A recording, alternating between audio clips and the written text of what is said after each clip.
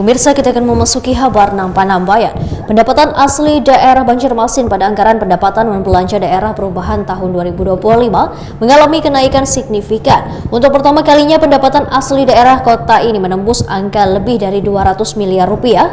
Kenaikan tersebut dipengaruhi oleh beberapa faktor, antara lain transfer dana dari pemerintah pusat, bagi hasil dari pemerintah provinsi, serta kontribusi dari sektor pertambangan. Pendapatan asli daerah Banjarmasin pada anggaran pendapatan dan belanja daerah perubahan tahun 2025 mengalami kenaikan signifikan. Untuk pertama kalinya pendapatan asli daerah kota ini menembus angka lebih dari 200 miliar rupiah. Kepala Badan Pengelolaan Keuangan Pendapatan Wan Aset Daerah Banjarmasin Edi Wibowo Waitokoni Prima TV beisukan Sabtu 23 Agustus 2025 menyatakan kenaikan tersebut dipengaruhi oleh beberapa faktor, antara lain transfer dana dari pemerintah pusat bagi hasil dari pemerintah provinsi serta kontribusi dari sektor pertambangan. Walaupun begitu, pemerintah kota masih menghadapi tantangan besar berupa defisit anggaran sebesar 2,6 triliun rupiah. Untuk menutup defisit, pemerintah kota terus menggali potensi pendapatan asli daerah dari sektor pajak restoran, rumah makan, kafe, one hotel. Sektor ini dinilai strategis karena sudah menggunakan tapping box, alat pencatat transaksi otomatis yang langsung terkoneksi dengan BPKPAD.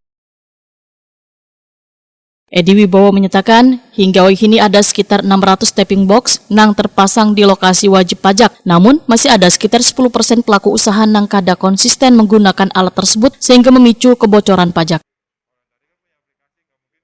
BPKPAD pun meningkatkan kesadaran wajib pajak melalui edukasi wan pengawasan rutin. Bahkan warga diajak turut serta dengan melaporkan transaksi yang kada mencantumkan pajak.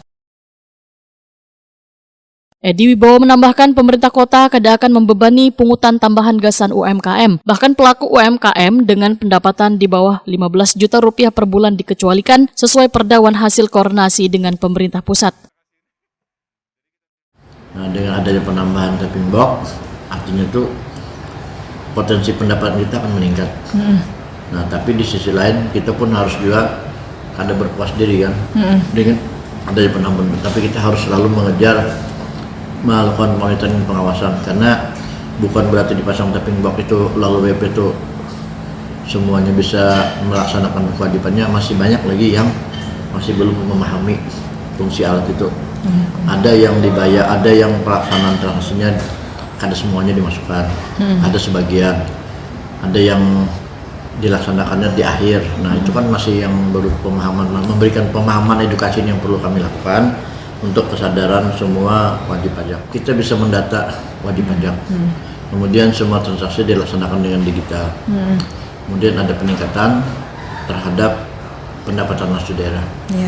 Karena dulu manual, sekarang dengan sistem dan semua tercatat relatif kelihatan.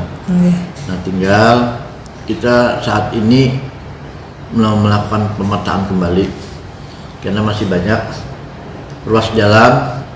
Yang satu ruas jalan itu banyak pengusaha-pengusaha, tapi masih ada lagi kenapa di sini dipasang, di sini jadi WP dipasang, di sini kada. Nah, karena dalam perda itu ada menyebutkan minimal kita bisa melakukan sebagai wajib pajak itu penghasilan mereka 15 juta sebulan. Nah, kita juga memperhatikan UMKM.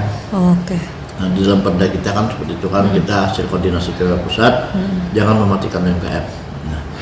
Mengetahui bahwa usaha itu 15 juta sebulan. Nah, sebelum kita jadikan WP, biasanya kita melakukan namanya survei atau